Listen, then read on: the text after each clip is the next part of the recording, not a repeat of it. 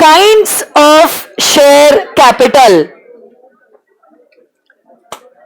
Company का capital दो kinds में डिवाइडेड है। कौन से दो kind? Equity share capital and preference share capital. अब देखो, कंपनी अगर इक्विटी शेयर्स इशू कर रही है, these can either be ordinary shares और shares with differential voting rights. DVRs अगर कंपनी को इशू करने हैं, सबसे पहली बात तो क्या आर्टिकल्स में पावर होना जरूरी है? तो गणपति बाप्पा। बट रेजोल्यूशन कौन सा लगेगा? OR मतलब ऑर्डिनरी रेजोल्यूशन। और ये जो डीवीआरस आप इशू कर रहे हो, it should not be more then 74% of the total voting power after the issue of these DVRs. Along with that, my dear students, the company should have no defaults in filing of financial statements and annual returns in the last 3 years. Along with that, there should be no subsisting default in the payment of declared dividend or in the payment of matured deposits or the interest thereon or the redemption of preference shares or the redemption of debentures. बराबर या नहीं? Along with that, there should not be any default in the repayment of any term loan from a bank or a financial institution. अगर default हुआ भी है, you have made good the default and 5 years have elapsed from making good the default. और पिछले कितने सालों में? 3 सालों में 4 एक्ट में you are not penalized. कौन सी 4 act? RBI, SEBI and SICRA. ये सुनो guys, SEBI, RBI, SICRA and FEMA, ये सातों भी कंडीशंस अगर आप पूरे करते हो, क्या आपकी कंपनी इशू कर सकती है shares with differential voting right? 45, 44 तो आपके सिलेबस में है नहीं। सर्टिफिकेट ऑफ शेयर्स यार, कम ऑन यार, अगर आपके फिजिकल शेयर्स है, आप फिजिकल शेयर्स को इशू करोगे under the common seal. Common seal अगर नहीं है, it will be signed by 2 directors. Okay, अगर कंपनी सेक्रेटरी है, a director along with a company secretary. अगर आपके शेयर्स डिफेस्ड है, म्यूटिलेटेड है, टोन है, आप ओरिजिनल शेयर सर्टिफिकेट को सरेंडर करोगे and you will get a new share certificate. But अगर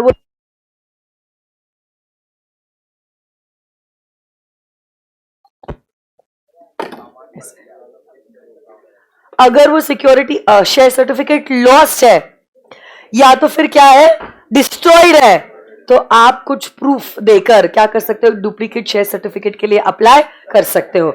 सेक्शन 47 वोटिंग राइट, किसके पास वोटिंग करने का पावर होता है?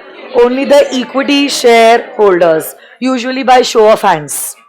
अगर पोल है तो 1 share 1 vote. Along with that my dear friends, कुछ एक्सेप्शनल केसेस में इक्विटी शेयर होल्डर्स के साथ साथ क्या प्रेफरेंस शेयर होल्डर्स भी करते हैं वोट? कब इक्विटी शेयर होल्डर्स के साथ साथ प्रेफरेंस शेयर होल्डर्स वोट करते हैं?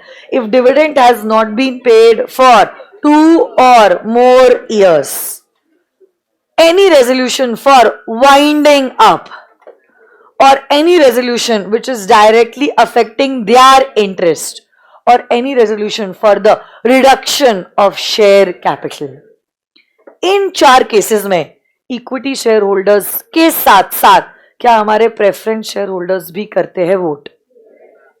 Next 48 variation of the share holders right. ये सेक्शन क्या कहता है? आपने शेयर्स इशू तो कर दिए थे, बट अब आप इन शेयर होल्डर्स के जो राइट्स है उनको कर रहे हो वेरिएट। वेरिएट मतलब चेंज। क्या आप चेंज कर सकते हो? जी हाँ। कब कर सकते हो? By taking their written consent. कितने लोगों का रिटन कंसेंट? ऑल। कैसे मिलेगा आपको? ऑल कैसे हो सकता है बेटा? 75%। आपने ऑल कह दिया ना, आपका सेक्शन ही पूरा गया है, क्योंकि आगे कहा था 10% या उससे ज्यादा 21 दिनों के अंदर ट्रिब्यूनल के पास जा सकते हैं, बट आप तो ऑल कह रहे हो, तो मतलब पूरा section is at a toss. अब ब्रेक के बाद आए हो क्या? सो रहे थे? कुछ भी। 7 बजे कौन कॉलेज जाता है? अब बराबर सपोर्ट करो तो। हमारा भी रहता है कॉलेज। सो तुम्हारे 2 दिन से सबमिशन चालू है। परसों भी तुमने कहा था सबमिशन उस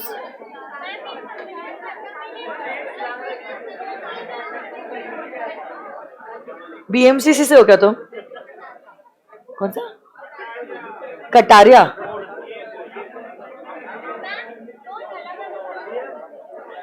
उतने तो सब्जेक्ट भी नहीं है जितने तुम सबमिशन कर रहे हो। ठीक है। नहीं नहीं, वो बच्ची सिंसियर है, बहाना तो नहीं बना रही है। या तो सो रही होगी या तो सबमिशन सच में है। 2 में से एक ही चीज है। नींद का नशा ऐसा है कि भाई सिंसियर बच्चे को भी मजबूर कर सकता है झूठ बोलने में। नहीं क्या? नहीं है तो फिर सच है, फिर कॉलेज। ओके चलो सुनो, मैं बोल रही हूँ, आप सुनो बेटा। अभी मार्क कर दो सेक्शन को, क्या भूल गए? ठीक है, सुन लो अभी, इज्जत से सुन लो। यहां पे क्या हुआ है? सुनो ना, यहां पे क्या हुआ है? कंपनी क्या करना चाहती है? शेयर होल्डर्स के अटैच राइट्स को करना चाहती है वेरिएट।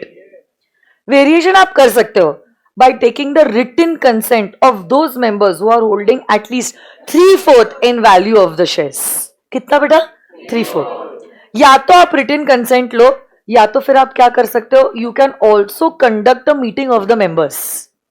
फिजिकल मीटिंग लेकर आप पास करो स्पेशल रेजोल्यूशन। कितनी सारी बैग्स है इधर।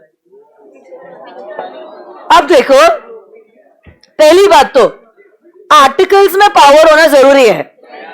आर्टिकल्स में अगर पावर नहीं है, can you go for a variation? No. So you require the power in your articles of association. उसी के बाद आप 3/4 इन मेंबर्स का रिटन कंसेंट लो, या तो फिजिकल मीटिंग कंडक्ट करके आप एसआर पास कीजिए। अब देखो, चलो रिक्वायर्ड रेजोल्यूशन हमारा पास हो गया। अब आपको कोई नहीं रोक सकता है वेरिएशन करने के लिए, बट फिर भी आपने वेरिएशन का प्रोसेस शुरू किया है। एक बात जरूर है जो आपको रोक सकती है। जो लोगों ने कंसेंट नहीं दिया था वो लोग ट्रिब्यूनल के पास कर सकते हैं apply with in a period of 21 days. But जो लोग ट्रिब्यूनल के पास अप्लाई कर रहे हैं ना, वो लोग कम से कम होने चाहिए उतने मेंबर्स जिन्होंने होल्ड किया है 1/10 ऑफ दी शेयर्स, जिनके राइट्स हो रहे हैं वेरिएट। ट्रिब्यूनल आपकी बातें सुनेगा। ट्रिब्यूनल को अगर लग रहा है कि आपका अपील सही नहीं है, आपका केस डिसमिस किया जाएगा। बट अगर ट्रिब्यूनल आपके फेवर में है, it will pass an order to cancel this variation. It will pass an order to cancel this variation, and this order of the tribunal will be binding on both the company as well as the shareholders. So that is section number 48 relating to variation of the shareholders right। 47 किस बारे में था? Voting. और 48 variation of the share holders right. अब 49, 50, 51, 52, 53, 54, 55 इसका अपना patch है। फटाफट बोलो। 49, कंपनी जब कभी भी शेयर्स पे कॉल कर रही है, this call has to be made on a uniform. क्या आप डिस्क्रिमिनेट कर सकते हो? किसके पास राइट होता है शेयर्स पे कॉल करने का? Board of directors. 50 किस बारे में बात कर रहा है? Calls in advance. अगर कंपनी चाहे, क्या कॉल्स इन एडवांस आर्टिकल्स अगर अथॉरिटी दे, क्या एक्सेप्ट कर सकती है? कॉल्स इन एडवांस में मैक्सिमम इंटरेस्ट 12% पर एनम। क्या एडिशनल वोटिंग राइट मिलता है? रीपेमेंट भी कम मिला जाता है, only during the winding up. वो भी किसको देने के बाद? क्रेडिटर्स को देने के बाद, प्रेफरेंस शेयर होल्डर्स को देने के पहले। 51 कहता है अगर कंपनी चाहे, कंपनी डिविडेंड दे सकती है in proportion of the paid up amount. 52 क्या कहता है? Application of securities premium. बताओ 5 केसेस के लिए सिक्योरिटीज प्रीमियम इस्तेमाल हो सकता है. Issue of bonus shares, buyback, premium to be paid on the redemption of preference shares, writing off of preliminary expenses, and writing off of discount on issue of shares or debentures. But अगर आपकी company 133 में covered है, securities premium can be utilized only for 3 purposes. BBD. क्या ये BBD बोलो? Bonus shares, buyback, and writing off of discount on issue of shares. 53. Prohibition of issue of shares at a discount. कोई भी company general rule क्या कहता है? क्या shares issue कर सकती है एट अ डिस्काउंट? अगर डिस्काउंट पे शेयर्स इशू भी किया है, क्या ये इशू वॉइड एब इन इशू है? बट वो लॉ ही क्या लॉ है जिसके कोई एक्सेप्शंस ना हो. 54 में अगला ही सेक्शन कहता है कंपनी शेयर्स इशू कर सकती है एट अ डिस्काउंट. 54 किस बारे में बात कर रहा है? Sweat equity shares. और एक एक्सेप्शन है in accordance to a strategic debt restructuring scheme. So let's discuss about 54 sweat equity shares. Sweat equity shares आप किनको दे रहे हो? वो डायरेक्टर या वो एम्प्लॉय जिसने कंपनी को प्रोवाइड किया है with some technical know how, intellectual property और सम वैल्यू एडिशन. आप फिर इनको या तो शेयर्स ऑफर कर रहे हो फॉर कैश और for a consideration other than cash at a discounted price. और क्या ये अलाउड है? इसी के लिए रेजोल्यूशन कौन सा होगा? Sweat equity special resolution.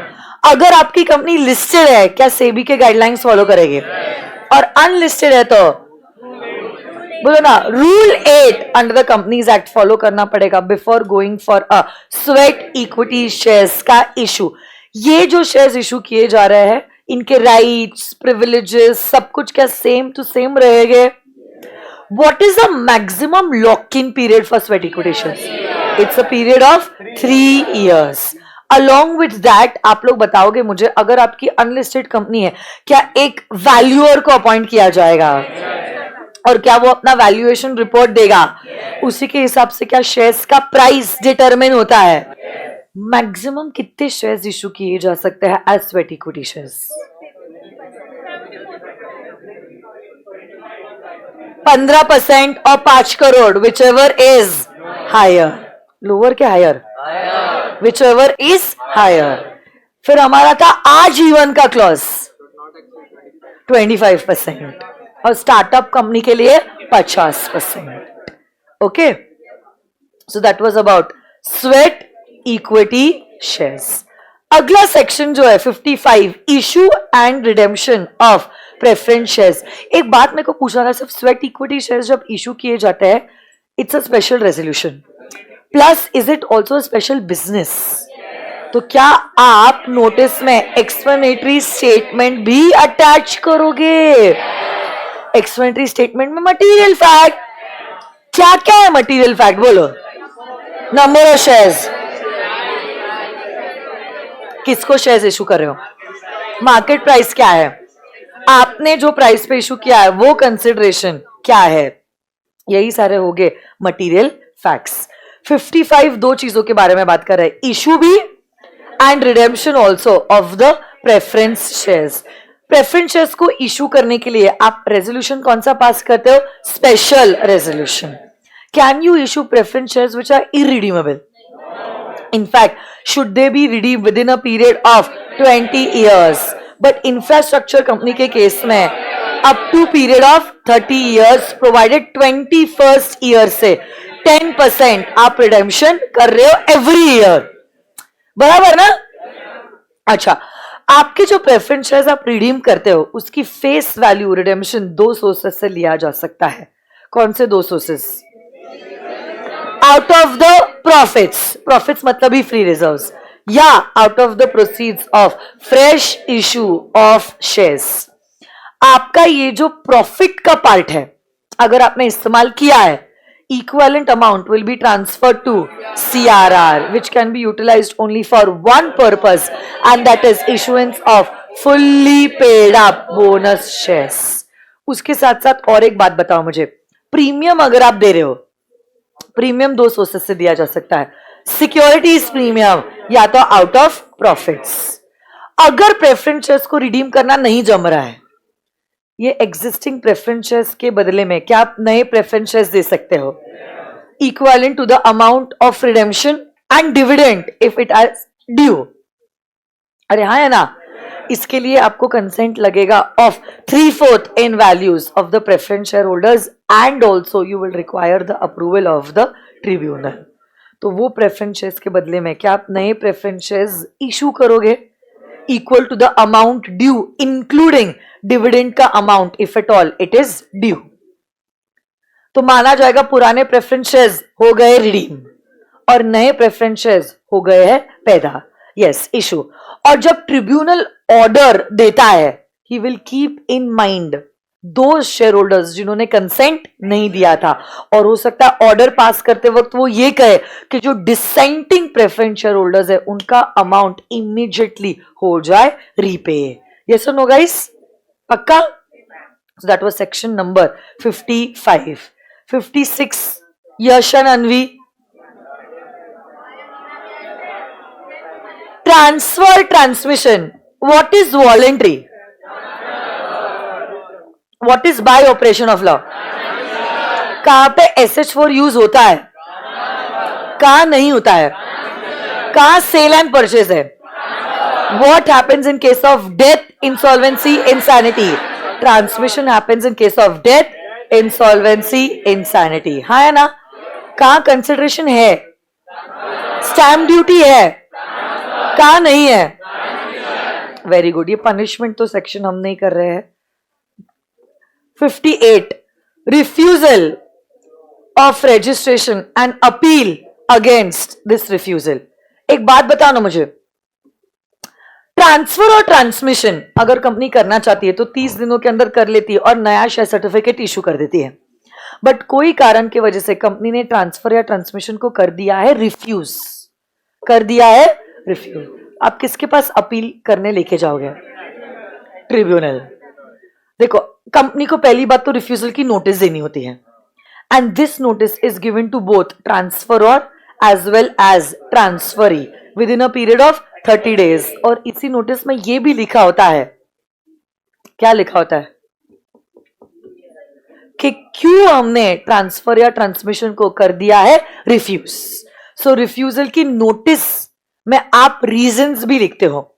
अगर आपको लगता है कि ये रीजंस नॉनसेंस है, can you make an appeal to the tribunal. जब आप ट्रिब्यूनल के पास अपील करते हो, कितने दिनों के अंदर जाओगे? 30, 60, 60, 90. क्या क्या है? Private public, private public. Notice मिली है, नोटिस नहीं. एक मिनट के लिए ये चार्ट देख लो, क्योंकि कोई भी चारों में से केस आ सकता है, तो आपको एग्जैक्टली पता होना चाहिए कब 30, कब 60, कब 60, कब 90.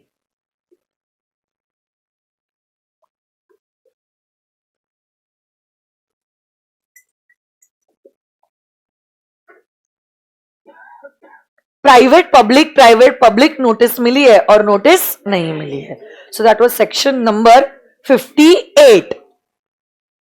59 कहता है कंपनी से गलती से मिस्टेक हुई है, आपका नाम ऐड नहीं होना चाहिए, फिर भी रजिस्टर ऑफ मेंबर्स में हो चुका है ऐड, या आपका नाम ऐड होना चाहिए था but it is still omitted, या तो there is unnecessary delay in entering your name in the register of members.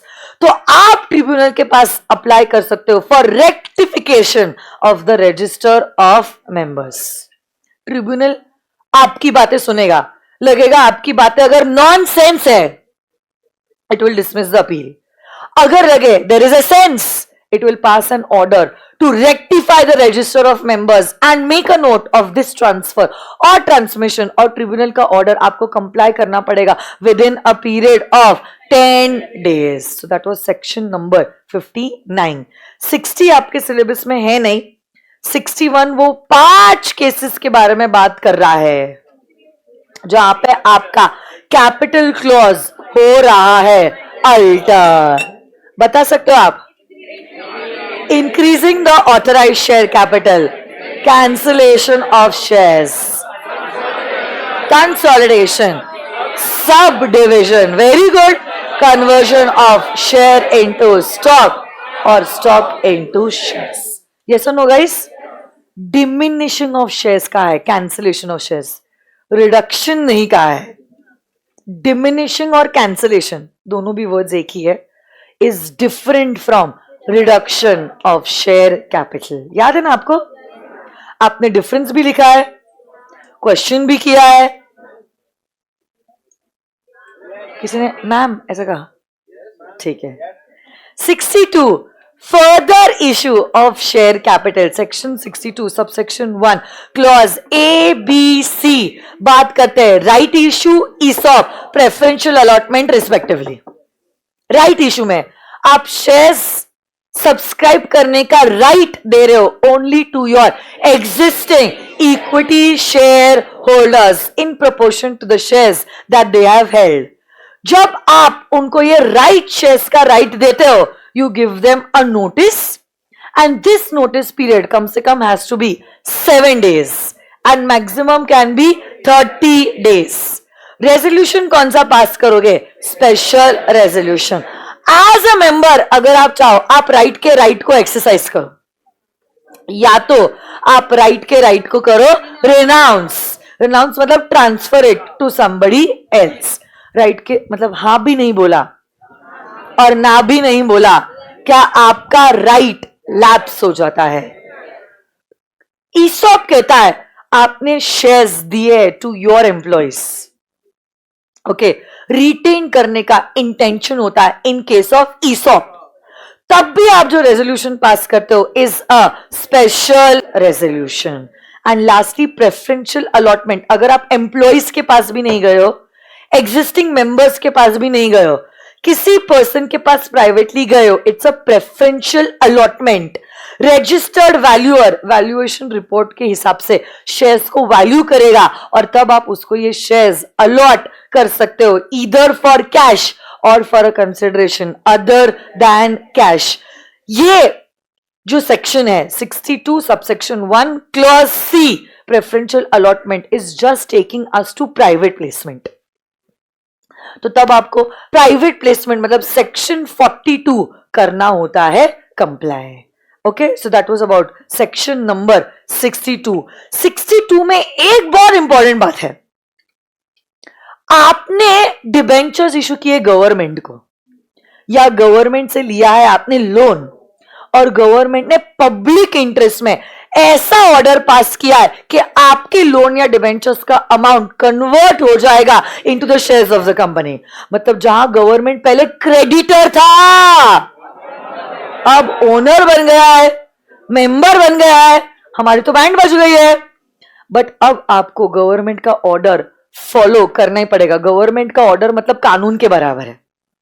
But अगर आपको लगता है कि ये जो कन्वर्जन है ये सही नहीं है, you can make an appeal to the NCLT, that is the tribunal, within a period of 60 days from the day the order was passed. Tribunal का order will be full and final and binding on both government as well as the company. इससे अगर आपके number of shares authorized share capital से increase भी हो जाते हैं तो आपको increase in authorized share capital का procedure follow करने की जरूरत नहीं है। ऑटोमेटिकली माना जाएगा गवर्नमेंट का ऑर्डर पास करने के साथ साथ वो प्रोसीजर भी फॉलो हो गया और सब्सिक्वेंटली आपका ऑथराइज शेयर कैपिटल भी हो चुका है इंक्रीज। हाँ, मतलब अल्टर हो गया है कैपिटल क्लॉज। बोनस इशू, जब आप शेयर्स इशू करो free free free of cost, it is known as a bonus issue. हाँ, bonus issue of shares. Bonus issue 3 sources से दिया जा सकता है। बोलो, अकाउंट्स के मास्टर हो आप। Free reserves,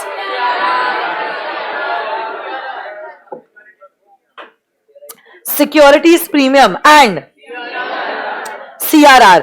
Can you issue bonus shares by capitalizing the reserves created out of revaluation reserves? बोलो ना, हाँ है ना? Can you issue bonus shares instead of dividend? नहीं। क्या बोनसेस जो इशू किए जाते हैं वो फुल्ली पेड अप होते हैं? इनफैक्ट जिनको आप बोनसेस इशू कर रहे हो उनके भी क्या शेयर्स फुल्ली पेड अप होना जरूरी है? बोनस इशू करते वक्त क्या आर्टिकल्स में पावर होना जरूरी है? क्या बोर्ड रेजोल्यूशन पास हो गया? ऑर्डिनरी रेजोल्यूशन पास होगा while issuing bonus shares. So that was about section number 63. 64 actually एक प्रोसीजर बेस्ड सेक्शन है।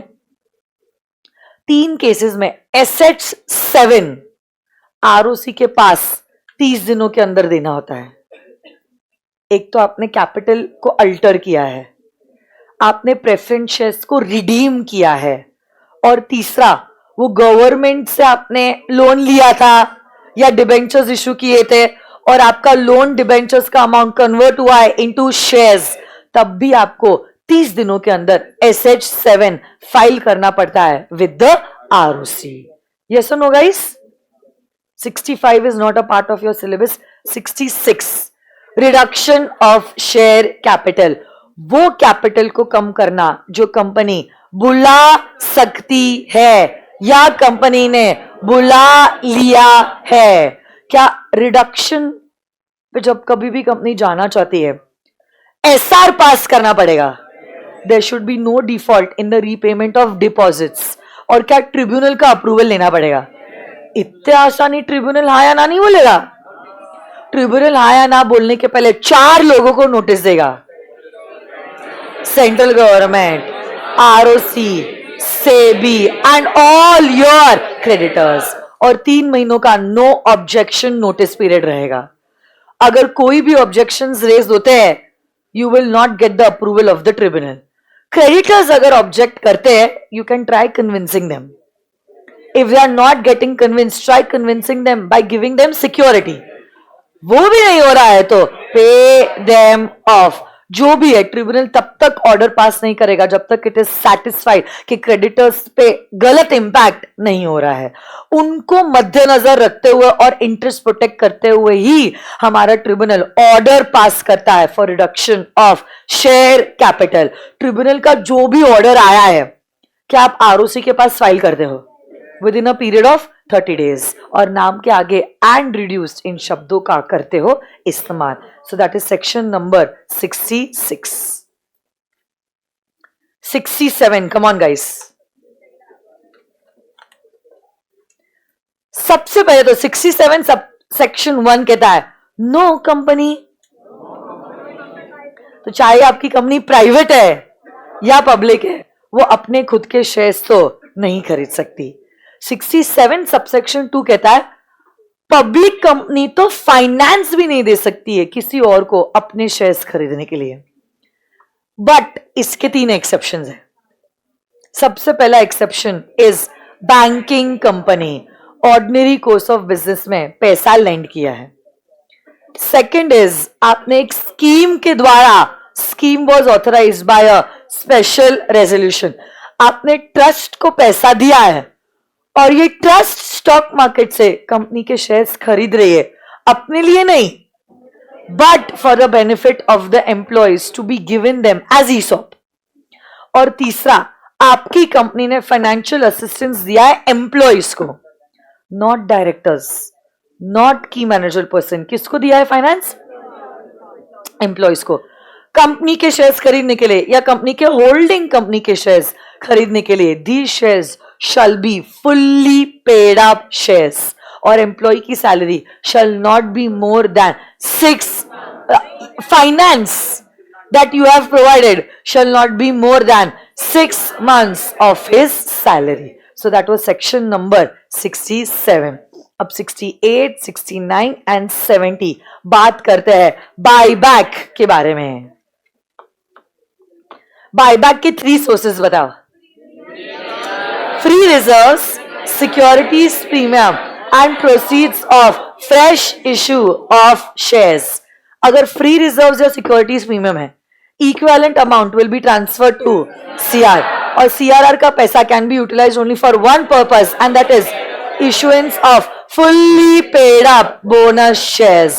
जब कभी भी आप बायबैक के लिए जाना चाहते हो क्या आर्टिकल्स में पावर होना जरूरी है? SR पास करोगे। कौन सा? एसआर, बट एसआर की बात नहीं है, बोर्ड रेजोल्यूशन से बात बन जाएगी अगर आपका बायबैक इज अप टू 10%। हाँ या ना? एसआर भी पास किया है, मतलब ये नहीं है कि 100% बायबैक हो सकता है, it can only happen up to 25%। Debt equity ratio after the buyback shall not be more than 2:1। Yes और no guys? Along with that और एक बात बताओ मुझे, क्या आपको एक डिक्लेरेशन ऑफ सॉल्वेंसी आरओसी के पास फाइल करना पड़ता है इन फॉर्म नंबर SH9 कि आपकी कंपनी इंसॉल्वेंट नहीं है, इनफैक्ट आने वाले 1 साल के अंदर भी वो इंसॉल्वेंट डिक्लेयर नहीं होगी। जैसे ही आपने सिक्योरिटीज को बायबैक किया 7 दिनों के अंदर, क्या आप उसको फिजिकली डिस्ट्रॉय करोगे? क्या आपको एक रजिस्टर ऑफ बायबैक SH10 में मेंटेन करना जरूरी है? आप आरओसी के पास रिटर्न ऑफ बायबैक 30 दिनों के अंदर फाइल करते हो इन SH11। And last but not the least, you cannot make a further issue of the same kind of shares within a period of 6 months, which is the cooling period.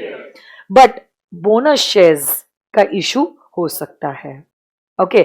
But new shares जिससे cash ले रहे हो, वैसा type का application और allotment method के through आप 6 महीनों के अंदर नहीं कर सकते हो। This is the cooling period. फिर ट्रांसफर टू सीआरआर, अगर आपने फ्री रिजर्व या सिक्योरिटीज प्रीमियम को इस्तेमाल किया है, equivalent amount will be transfer to which will be utilised for bonus shares. और कुछ केसेस में आप बायबैक के लिए नहीं जा सकते हो, डायरेक्टली और indirectly through your subsidiary company, through some investment company. आपने कोई भी डिफॉल्ट किया है इन रीपेमेंट ऑफ डिपॉजिट और the interest, redemption of debentures or the interest, payment of dividend or redemption of preference shares or the interest, repayment of loan or the interest taken from any bank or a financial institution। इसमें सिर्फ एक छोटी सी बात थी, आपने अगर default किया भी है ना, you have made good the default, नहीं and 3 years have elapsed। 5 years वाला पॉइंट डीवीआर के लिए है, बायबैक के लिए 3 सालों का पॉइंट है। तो आपने अगर डिफॉल्ट मेक गुड कर लिया है और 3 साल इलैप्स हो चुके हैं, you can go for a buyback of securities. Yes और नो गाइस?